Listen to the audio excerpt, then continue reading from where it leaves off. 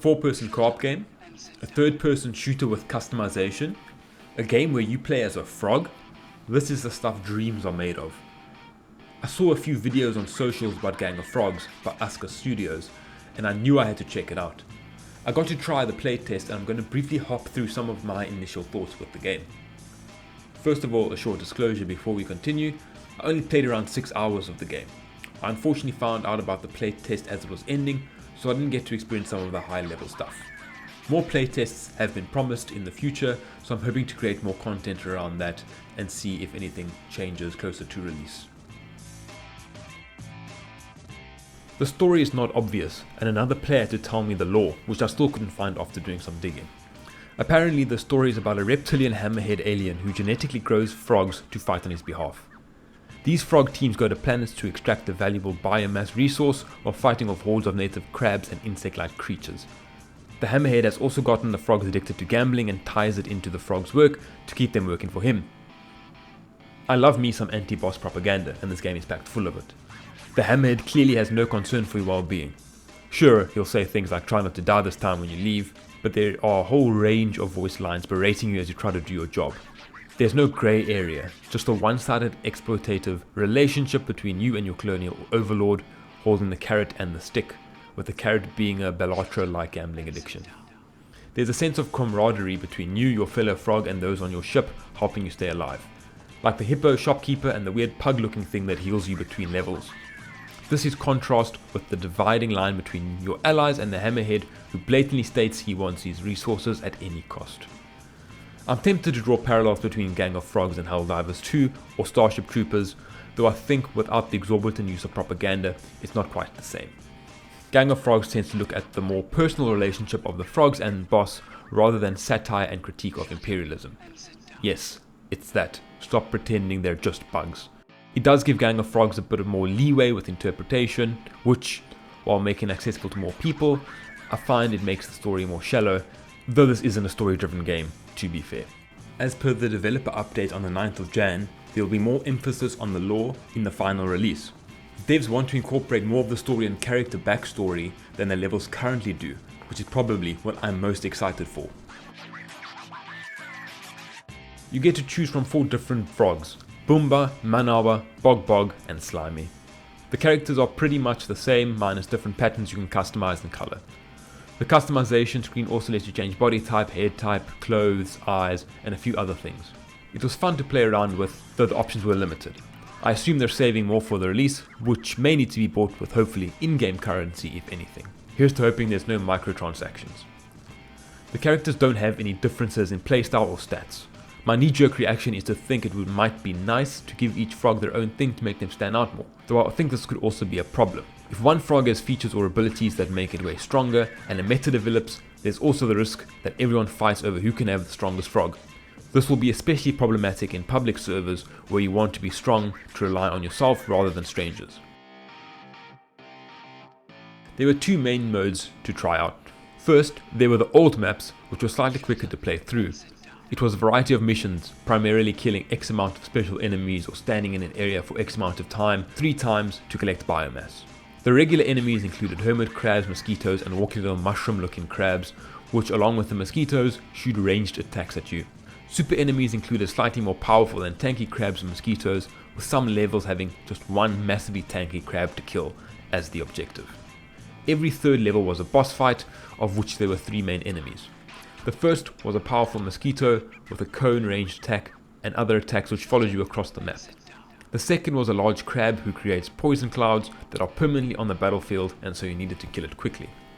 The 3rd enemy was a large humanoid with a ranged attack, an area of spikes effect on the ground, and creating a wall to block incoming damage.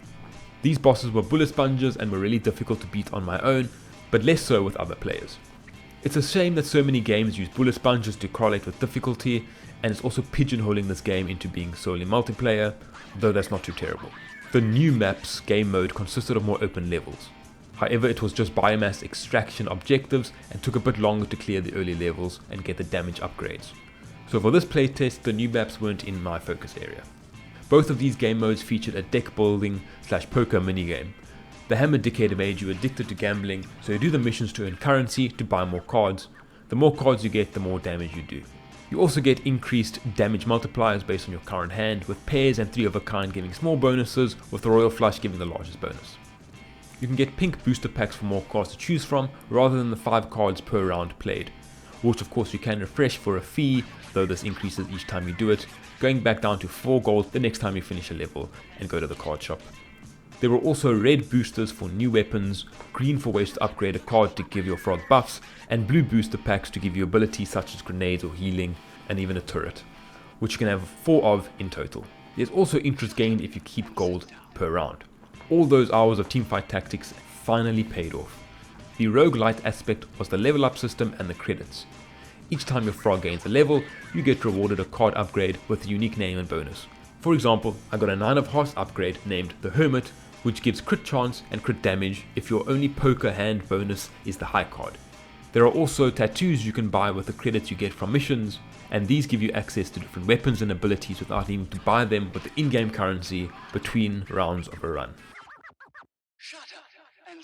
It's buggy, but not enough to feed an actual frog. Card shop didn't work in one playthrough, but on the next it was fine. There were visual issues, mainly text staying on screen longer than it should have. When another player went down, the text and graphic at the top telling me that they were down stayed up well after they were revived, and even after we completed the level.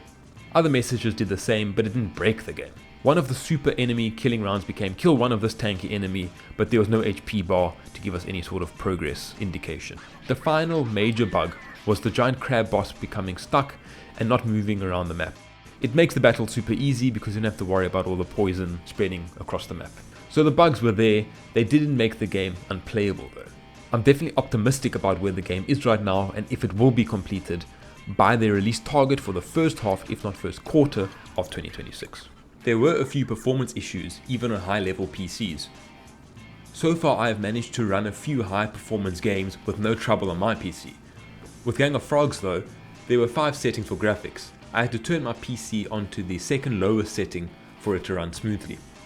In the dev catch-up, they acknowledged that many others had similar issues. This was especially bad for players with AMD hardware. I was in this group, so I will have to wait until the next playtest or even further into the dev cycle to see how this issue pans out. I enjoyed the level design. They were bright, yet contrasted with the enemies just enough so that you could see them, but not to the point that they're too obvious. They were quite compact in the old map mode I was playing, but it works to give you that sense of being overrun by the enemies coming to foil your mission. I hope that the full release has more maps.